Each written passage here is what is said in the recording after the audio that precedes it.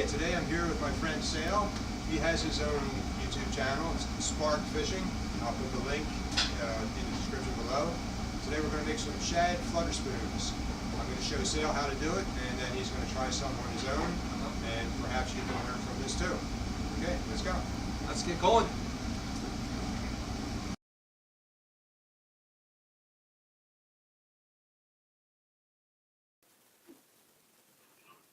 Okay, here we're going to make one. First you got to take the end where the hook's going to mount, not the end where you're going to tie your string to. Take some emery. Pull that off. Get that nice and shiny so you have a good clean surface for your solder to grab a hold of.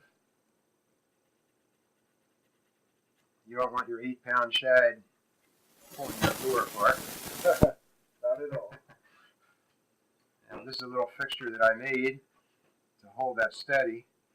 If you don't have the facilities to make this little fixture, you can just use a spring-loaded clothespin clip to hold your spoon in place, because you're going to be holding a hook and holding a soldering iron, and you need 3 or 4 hands. So if you have somebody to hold that steady when you go to the next part, you'll be in good shape. Next you want to take your hook and do the same thing. Clean some of that plating off of there. Get a nice clean surface for the solder to hold onto.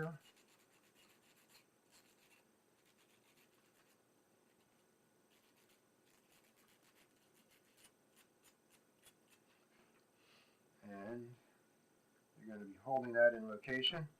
You can move that forward or back to get actually different action on the spoon.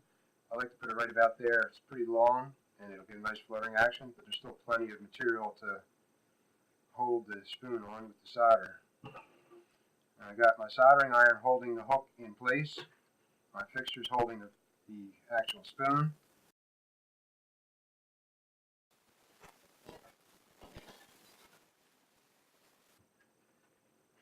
There we go. Solder starts melting.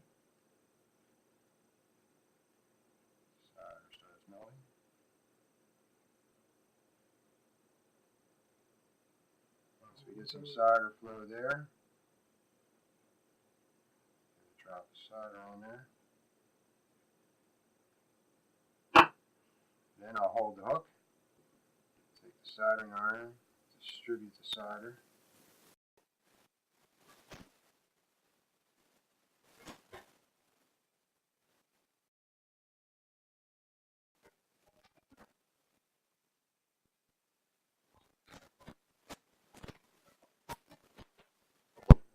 Nice. Why do you have a tool? To what? Oh, this other one I made for the smaller spoons. You have the 2 different size spoons, and I made my fixture. I got the cutouts in there. The larger spoons will go in this one, and the little clip holds them in place, and the smaller spoons fit into this one. Okay. I don't make the smaller ones anymore. I tend to like the bigger ones. And what's the reason that people use, this long shank hook? Tell you the truth, I don't know. That's the one that they've always traditionally used. I've seen them with the shorter hook, and the shorter hook will have a different fluttering action than a longer hook. If you get a shorter hook on there, it will flutter differently. So that's the only reason I could think. Now, they are attacking this. The other thing with the shad, with the longer hook, you got a better chance of having the hook deeper into his mouth. The shad have paper-thin lips. Right. It's easy to pull the hook out of their lips. So with the longer shank, I think it has a better chance of getting deeper in there and you get a better hook set. Okay. With the short one, it's just going to be out on the end of their lips, and you're going to pull out pretty easily. Okay. That's my opinion. Not necessarily fact. From what I remember, I'm going to sandpaper this a little bit here.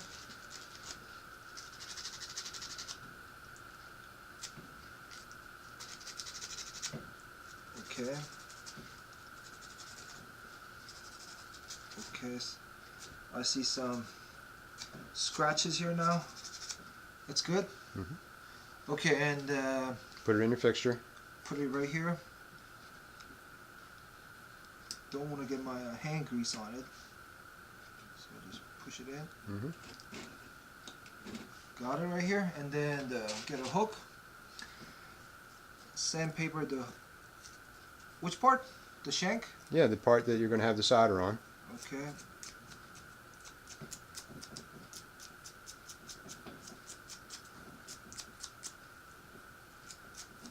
Okay, I got it.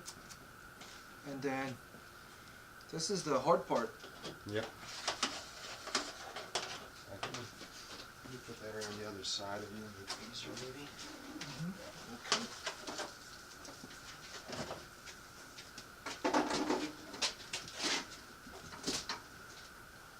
Okay, this is the hard part right here.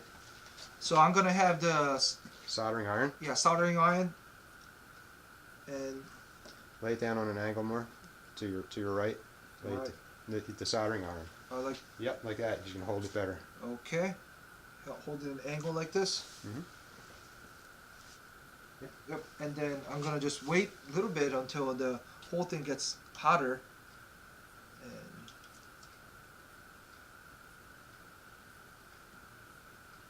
And this, oh, it start melting already. It was melting. Keep it down right to the tip. Right to the tip. Okay.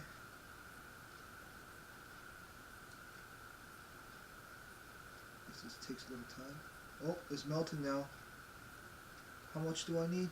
That might be good. That's might be plenty. good. Mm-hmm. Now hold the hook. Mm-hmm. Take the soldering iron and move the lead around. Move the solder around. Like this? Yep. Okay, and I'm just gonna...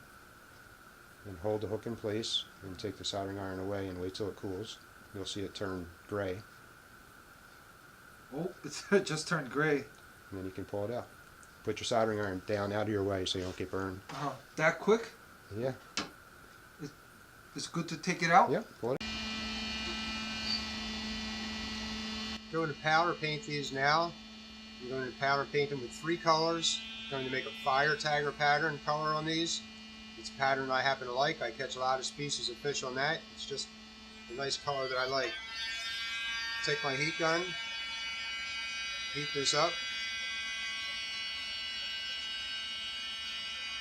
Be careful you don't direct the heat gun into your powder paint or you'll melt the whole lot of it. Do that a couple seconds under the heat gun on a fairly high heat. Dip it in the paint. Knock the excess off. See it comes out kind of rough and dull colored. Put the heat gun back on it. Smooths it out. Melts in all the holes. Fills them in nice and smooth. You get a nice shiny surface.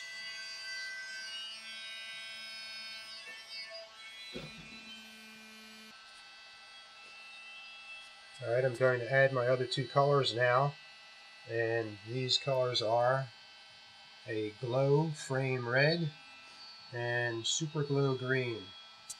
I'll add these 2 onto what I already have. That'll give me my fire tagger pattern. If you're using powder paint and you're not in a liquid bed, you need to fluff it up because it will compact, and if you try to use it then, it'll be kind of lumpy when you put it on your lure. So you need to fluff it up a little bit before you use it. Now, we're going to take, we already had the 1 color on there, we're going to add some red color to that. It's the start of our fire tagger pattern. Again, we'll heat this up a little bit.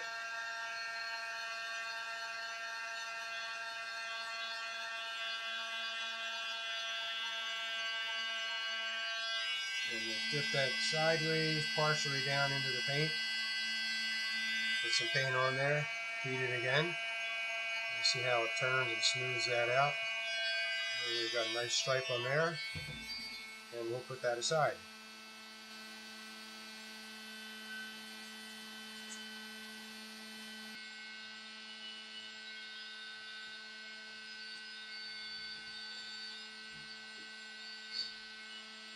Okay, now I'm going to apply my third color. Again, fluff up the powder paint.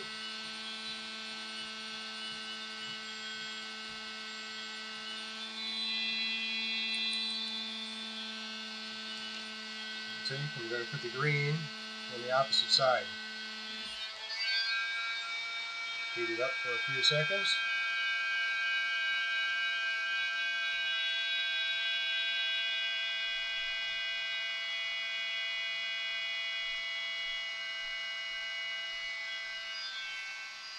Get it partially in.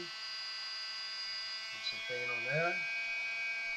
Heat it up and smooth it out. Blend it in. And there we go.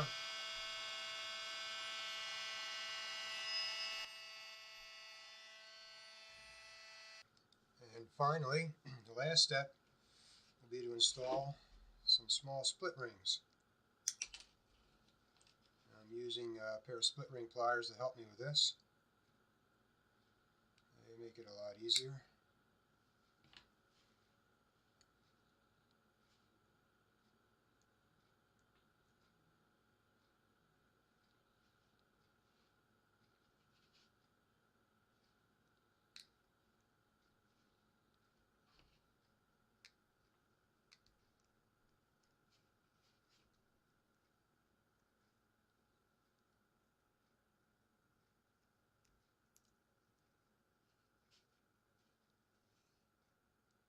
Split rings on. That's it. Finished product.